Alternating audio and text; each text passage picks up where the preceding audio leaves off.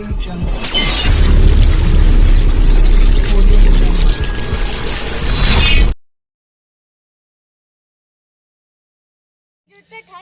वालेकुम यार, मैं हूं डॉक्टर बिलाल अहमद राना और आप लोग देख रहे हैं हैंडसम माइंड टीवी चैनल। मुझे उम्मीद है मेरे तमाम व्यूअर खैर वाफियत से होंगे और आज हम आपको बताएंगे कि हमारी ज़िंदगी में सबसे हसास एज कौन सी है और हमारी ज़िंदगी का जो 90% डिपेंड करता है वो कौन सी उम्र पे डिपेंड करता है और किस एज में तरबियत होती है 90%। बाकी पूरी ज़िंदगी तो हम सिर्फ यूटिलाइज करते हैं इल्म को, इसके अलावा कुछ नहीं करते। और अगर इस एज को कंट्रोल कर लिया जाए तो फिर हमारे बच्चे कैसे ग्रूमिंग करते हैं, और इस चीज़ के लिए हम आपको बाकायदा ठोस इस्लामिक रेफरेंसेस, यूरोपियन लोगों के रेफरेंसेस, ऐसे रेफरेंसेस भी देंगे कि जिन्होंने इसके ऊपर काम किया। हमारी पर्सनैलिटी का जो 90% हिस्सा है, जो ट्रेनिंग होती है बच्चे की, जिसमें बच्चे ने सीखना है, वो चाइल्डहुड है, बचपन है। अब अगर एक बच्चे की 90% डिपेंड करता है बचपन में सीखना। अगर एक बच्चे को बचपन में सिखाया जाए 7-8 साल तक तो वही तरबियत पूरी ज़िंदगी रहती है। और अगर एक बच्चे को उन 7-8 सालों में ना सिखाया जाए तो सारी ज़िंदगी भी उसको सिखाते रहें तो बेसूद होगा। और यही बच्चे की 7 साल तक की ज़िंदगी ही पूरी ज़िंदगी पे भारी रहती है। सबसे एक अहम बात जो मैं औरतों के दिमाग से निकालना चाहूँगा वो ये है कि बच्चे की जो तरबियत है वो दुनिया में आके शुरू नहीं होती बल्कि माँ के पेट में शुरू होती है।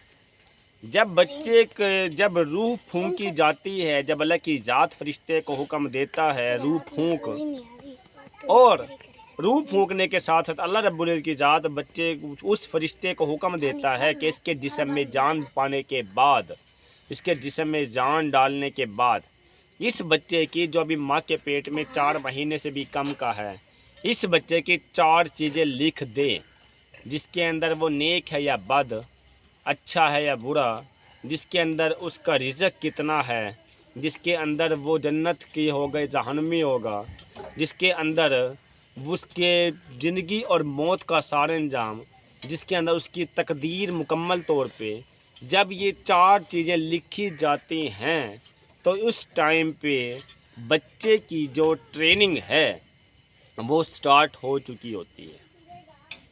वैसे तो बच्चे की ट्रेनिंग जब बच्चा 1 दिन का भी है तो ट्रेनिंग स्टार्ट हो चुकी होती है कि हमारे जिस्म के जो फिजियोलॉजी और बायोलॉजिकल चेंजिंग्स हैं वो चेंज होती है साइकोलॉजिकली, और साइकोलॉजिकली डिपेंड करता है बायोलॉजिकली, यानी बायोलॉजिकली चेंजिंग होते हैं और बायोलॉजिकल चेंजिंग डिपेंड करता है साइकोलॉजिकली। मसलन कैसे कि एक बंदा जिस तरह की सोच रखता है तो उसके जिस्म में जितने हार्मोन्स हैं वो उनके डीएनए कोड के साथ बनना शुरू हो जाते हैं, और वही डीएनए कोड ही उस बच्चे की पर्सनैलिटी बनाते हैं। मसलन मैं यहाँ पे ये बात कहना चाह रहा हूँ कि अगर एक माँ जो प्रेगनेंसी की हालत में है, अगर उस माँ की मेंटेलिटी पॉजिटिव है, अच्छी है, दीनी है, इस्लामिक है, अच्छा सोचती है तो उसकी वजह से उसके जिस्म के तमाम जो बायोलॉजिकल, फिजियोलॉजिकल, हार्मोनल, न्यूरोट्रांसमीटर, हर चीज़ की चेंजिंग सोच से चल रही होती है। अब अगर वो पॉजिटिव है तो सारी फिजियोलॉजी पॉजिटिव है, और उस फिजियोलॉजी के अंदर वो जो एक ड्रॉप है जिससे बच्चा बनना शुरू हुआ जो अभी 1 दिन का है, तो वो जो फिजियोलॉजी बन रही है नए डेवलप्ड होने वाले बच्चे की, वो फिजियोलॉजी भी उसकी माँ की सोच के मुताबिक ही जेनेटिकल कोड मैच हो रहे होते हैं। अब अगर तो बच्चे की माँ की सोच पॉजिटिव है तो फिर बच्चे की सोच भी पॉजिटिव ही बनती है, और अगर माँ की सोच नेगेटिव है तो फिर बच्चे की सोच भी नेगेटिव ही बनती है। यानी जो बच्चे की तरबियत है, हम ऐसे कह सकते हैं कि वो माँ के पेट के अंदर एक दिन का भी हो तो बनना शुरू हो जाती है, फिजियोलॉजिकली प्रूव्ड है। जब बच्चा 4, 5, 6 महीनों का होता है तो फिर बच्चा ना सिर्फ सुन रहा होता है बल्कि हर चीज़ को समझ भी रहा होता है। माँ के दिल की धड़कन को अपने दिमाग के अंदर बैठा भी रहा होता है कि धड़कन की आवाज़ ऐसे होती है, लब दब की आवाज़। बिल्कुल इसी तरह से वही बच्चा जो 4, 5, 6 महीने का है, वो बच्चा सारी की सारी चीज़ों को देख और समझ भी रहा होता है। अब देखो समझने से क्या मुराद है कि वो बच्चे की ट्रेनिंग, वो बच्चे की तरबियत मुकम्मल तौर पे मुकम्मल तौर पे उसकी ग्रूमिंग होना शुरू हो जाती है। और वही बच्चा जो 4, 5, 6 महीने का है, वही बच्चा मुकम्मल तौर पे अपनी तरबियत को हासिल करना शुरू कर देता है। मसलन जिनकी माँ हाफजा और आलमा हो और कुरान पाक को ज़्यादा पढ़ती हों, तब वो जेनेटिकल चेंजिंग्स बच्चे में कन्वर्ट होती है और बच्चे की जब पैदाइश होती है तो अक्सर बच्चे को दिमाग में भी पूरी की पूरी कुरान पाक होती है, क्योंकि जिस तरह से माँ का दिमाग बनना शुरू होता है, बनता चला जाता है, ऐसे बच्चे के दिमाग की ग्रूमिंग भी कन्फर्म बात है, वो ऐसे ही बनती है। अब इन बातों से उन औरतों के दिमाग के गंद को साफ़ करना है जो औरतें समझती हैं कि बच्चा है, खैर है, पैदा होगा फिर देखेंगे। और बाद तो बेवकूफ़ औरतें ऐसे भी हैं जो कहती है बच्चा भी छोटा है, जब 7-8 साल का होगा, कुछ समझदार होगा फिर सिखाएंगे। जबकि 7-8 साल तक बच्चे की जो तो 80-90% ट्रेनिंग हो चुकी होती है, उसके बाद तो सिखाने का फ़ायदा ही नहीं है। बस इस वक्त तक असल सिखाना होता है आपने, उसके बाद सिखाने का सिर्फ 10% फ़ायदा है, इससे ज़्यादा नहीं है। अब जब वो बच्चा जो कि 6, 7, 8, 9 महीने का था, वो बच्चे की ग्रूमिंग होती जा रही है माँ की मेंटालिटी के मुताबिक। अब वो बच्चा दुनिया के अंदर आ गया, जैसी माँ खुद थी ऐसा बच्चे भी बन गया। अब जब उस बच्चे ने दुनिया के अंदर आया, उसने आंखें खोली, सबसे पहले उसने अपनी माँ को देखा, उसके बाद करीब खड़े हुए दाई, डॉक्टर, इनको देखा, और बच्चे ने समझने की कोशिश की कि कुछ नई दुनिया में मैं आया हूँ और कुछ नई चीज़ें मेरे साथ चल रही हैं। तो इस सिलसिले के अंदर जो नई चीज़ें चल रही हैं और जो नई उसके हवाले से मैं आया हूँ, तो वही चीज़ें बच्चा अपने दिमाग में स्टोर करना शुरू कर देता है। इसमें कोई शक नहीं कि बच्चा अभी बोलना नहीं सीखा, लेकिन इसका मकसद ये हरगिज़ नहीं है कि अगर बच्चा बोलना नहीं सीखा तो फिर हम आगे से ऐसे कह दें कि वो बच्चा अगर बोलना नहीं सीखा तो इसका मतलब वो बच्चा देख भी नहीं रहा। वो बच्चा देख भी रहा है चाहे वो 1 दिन का है, और वो बच्चा सुन भी रहा है चाहे वो 1 दिन का है। तो जो बच्चा देख रहा है, जो बच्चा सुन रहा है, तो इसका मतलब ये है कि वो बच्चा हर चीज़ को अपने दिमाग में फीड कर रहा है, जिसको हम बोलते हैं परसेप्शन, और ये आता है सेंसेशन से। अब सेंसेशन क्या है? बच्चे की हिस्से हैं, काम देखना, सुनना, चखना, सूंघना। और परसेप्शन क्या है कि जो बच्चा जिस चीज़ को देखता है, चखता है, सूंघता है, कुछ भी करता है, तो फिर वही चीज़ें उस बच्चे के दिमाग में भी बैठती जाती हैं, उसको हम बोलते हैं परसेप्शन। और 7 साल तक बच्चे की स्ट्रॉन्ग परसेप्शन बनने के बाद बच्चे की हायर लेवल कॉग्निशन शुरू हो जाती है। यानी बच्चा उस बातों को जो देख के दिमाग में स्टोर किया था, जो सुन के दिमाग में स्टोर किया था, जो टच करके दिमाग में स्टोर किया था, तो इसके बाद वो बच्चा इन बातों को यूटिलाइज करना, इस्तेमाल करना शुरू कर देता है। मसलन 1 साल तक का जो बच्चा है जिसके दिमाग में 50,000 वर्ड्स तक भी कमोबेश आ सकते हैं, वो बच्चा जिन चीज़ों को देखता है, चखता है, सूंघता है, शुक्रिया जी, थैंक यू, वो बच्चा जिन चीज़ों को देखता है, चखता है, सूंघता है, वो बच्चा उन चीज़ों को दिमाग में फीड करता है, स्टोर करता है। अब जब वो बातें जो दिमाग में स्टोर हो जाती हैं, तो 1 साल तक का बच्चे चूँकि बोल तो सकता नहीं है, लेकिन देख तो सकता है, दिमाग में तो फीड करेगा। बोल तो सकता नहीं है लेकिन सुन तो सकता है, दिमाग में तो फीड करेगा। जिनके माँ बाप कहते हैं बच्चा भी छोटा है, उसको कुछ नहीं पता लगता, तो वो गालियाँ भी अपने दिमाग में फीड कर सकते हैं। वो माँ बाप के जो झगड़े हैं उसको भी अपने दिमाग में फीड कर सकते हैं। तो जब वो फीड कर सकता है तो उसका कॉग्निशन क्या बनेगा कि वो उन बातों को रिपीट करेगा उन्हीं लोगों के सामने जिनसे सुनी थी। फिर हम कहते हैं हमारे बच्चे ने गाली पता नहीं कहाँ से दे दी, हमने तो सिखाई नहीं थी। इसका मतलब बच्चा जब एक दिन का भी था तो जब देख और सुन रहा था तो वो चीज़ें उसके दिमाग में बैठ रही थी। जैसे उसने बोलना शुरू किया तो उन बातों को निकाला जो उसके दिमाग में आ चुकी थी। अब जिसके दिमाग में इस तरह की बातें होंगी, यानी जिसके वालिदैन अपने बच्चों के सामने जिस तरह से बिहेव करेंगे, और कौन सा बच्चा जो अभी हसास उम्र का है, चाहे वो 1 दिन का है चाहे वो 1 साल का है, तो बच्चे की मेंटेलिटी वहीं से बन रही होती है। इसकी मिसाल ऐसे भी है कि आप 1 दिन के बच्चे को किसी ऐसे माहौल में रख दें जहाँ पे सारे बच्चे कुरान पाक हिफ्ज़ कर रहे हो। जैसे वो बच्चा बोलना सीखेगा तो आपका बच्चा 15 से ज़्यादा सपारे हिफ्ज़ कर चुका होगा, और आप कहेंगे हमने तो इसको हिफ्ज़ ही नहीं कराया। लेकिन वो सुन रहा था, वो देख रहा था, वो दिमाग में फीड कर रहा था, उसका कॉग्निशन था, उसके बाद उसका उसका परसेप्शन था, उसके बाद उसका कॉग्निशन बना, उसने लोगों के सामने एक्सप्रेस कर दिया अपने आप को। अब हम आते हैं अथेंटिक रेफरेंस की तरफ। ये तो मैं आपको बताना चाह रहा था बायोलॉजिकली।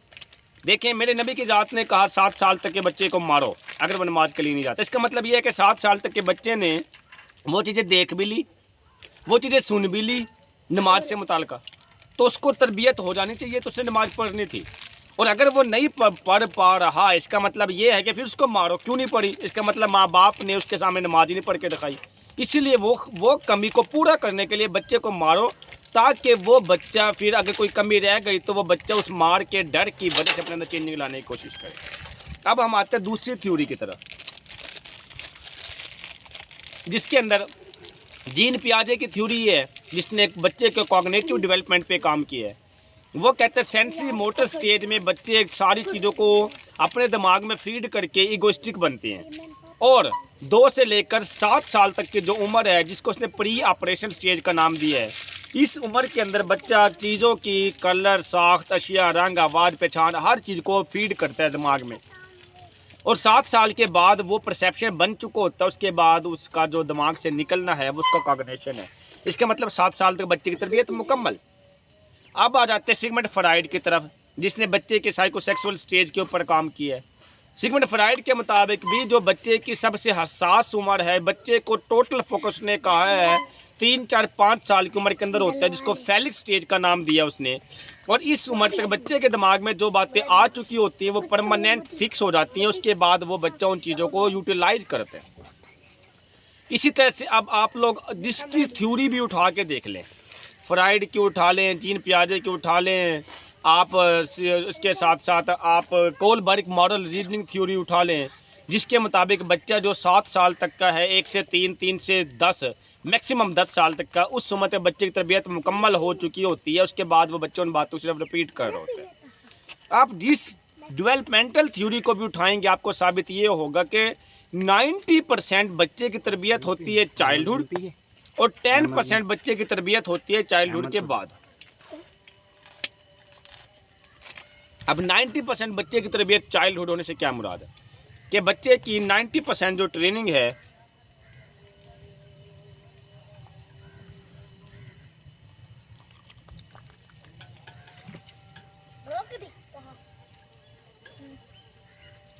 शुक्रिया, मेहरबानी, कोई मसला नहीं। अब बच्चे की जो 90% ट्रेनिंग है वो तो हो गई चाइल्डहुड, बचपन के अंदर, तो उसके बाद तो बचते ही कुछ नहीं है। अब जिस बंदे की 90% ट्रेनिंग हो जाए तो उसका परसेप्शन मुकम्मल तौर पे डेवलप हो चुका होता है। उसके बाद मज़ीद गुंजाइश नहीं बचती। तो खुदारा मेरा इशारा उन वालिदैन की तरफ है कि जो कहते हैं हमारा बच्चा तो अभी छोटा है, बड़ा होगा तो सिखाएंगे। इसका मतलब ये हुआ, हो गई, कोई मसला नहीं, शुक्रिया। इसका मतलब ये है कि वो बच्चा जिसकी ट्रेनिंग हो चुकी है, तो वो बच्चा फाइनल हो चुका है 90%। अब उसने सारी ज़िंदगी उन लफ्ज़ों को इस्तेमाल करना है जो देखा था, सुना था, चखा था, सूंघा था, सेंसेशन के परासी से गुजर के जो परसेप्शन का हिस्सा बना था, जो चीज़ें दिमाग में स्टोर हुई थी, उन चीज़ों का वो बच्चा फिर सिर्फ इस्तेमाल करता है। इससे ज़्यादा वो बच्चा कुछ भी नहीं करता।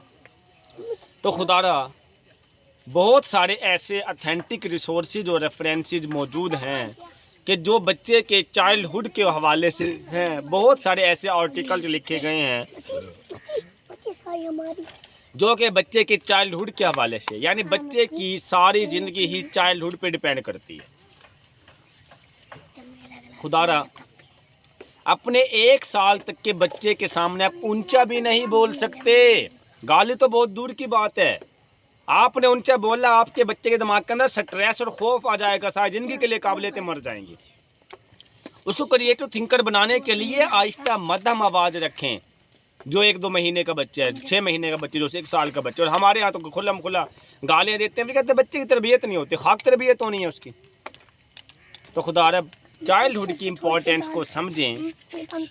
मेरे नबी की ज़िंदगी से लेकर सिगमंड फ्राइड की थ्योरी तक, जो कि 20वीं सदी का फाउंडर है, मैंने हर चीज़ के ज़रिए से आपको बताने की कोशिश की है कि आप अपने बच्चे को सिर्फ बचपन में पॉलिश करें। बस आपका बच्चा फितरी तौर पे बचपन के अंदर ज़्यादा मेहनत करता है।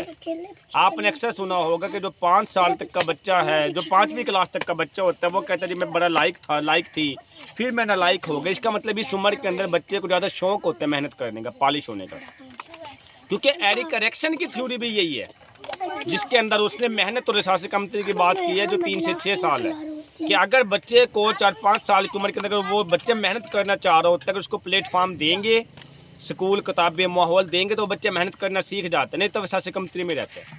यानी इस उम्र तक का बच्चा वैसे ही मेहनत ज़्यादा करता है। तो इस उम्र का बच्चा अगर ज़्यादा मेहनत करता है तो खुदा इस उम्र के बच्चे के ऊपर ही आप ज़्यादा मेहनत करवाएं। मुझे उम्मीद है कि ये वीडियो देखने के बाद आप चाइल्डहुड की इम्पॉर्टेंस को समझ चुके होंगे, और अगर आप अपने बच्चों को अच्छी तरबियत करना चाहते हैं तो फिर आप लोग इन थ्योरियों से, एरिक एरिक्सन हो गया, फ्राइड हो गया, योंग एडलर हो गया, साथ में जीन पियाजे हो गया, मेरे नबी वसल्लम की ज़िंदगी के नमूने हो गए, ठीक हो गया, सीरत नबी हो गई, इन सब की तरफ से इशारा यही है कि बचपन सब कुछ है। बचपन को फोकस दो, बचपन को अहमियत दो, बचपन में ट्रेनिंग करो, और यही ट्रेनिंग उसकी पूरी ज़िंदगी काम आती है। और इस वीडियो से अगर आप समझ पाए हैं तो आप अपने बच्चों को बचपन में ही ट्रेन करें, ताकि सारी ज़िंदगी के लिए आपके बच्चे वही रहेंगे जैसे बचपन में बनेंगे। अगर ये बातें आपको अच्छी लगी हैं तो आप लोग अपने दोस्तों में शेयर करें, हमारे चैनल को लाइक करें, सब्सक्राइब करें, बेल आइकन को दबाएँ, ताकि बर वक्त आप लोगों तक हमारे तमाम वीडियो मौसूल हो। इसके साथ अपना ख्याल रखिएगा, इजाज़त दीजिएगा, अल्लाह हाफ़िज़।